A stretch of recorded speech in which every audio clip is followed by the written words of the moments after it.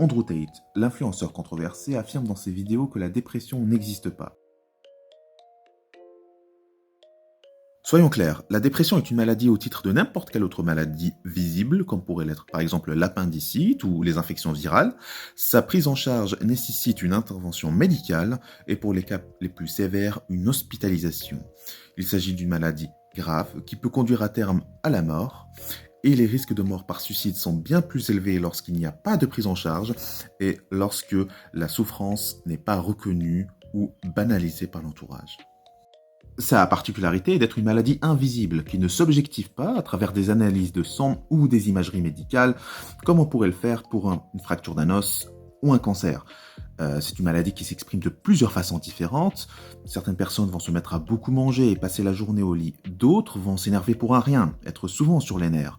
Encore d'autres vont développer une paranoïa exagérée. Et les moins chanceux vont plonger dans un état que nous allons qualifier ici de pré-mort. Sans être véritablement morts, leur fonctionnement sera globalement ralenti.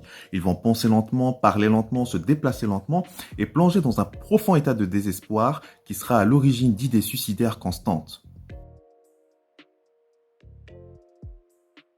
Donc si un ami ou un collègue vous dit un jour qu'il souffre d'une dépression, ne banalisez pas sa souffrance parce que contrairement à ce qu'avance Andrew Tate, la dépression est une vraie maladie.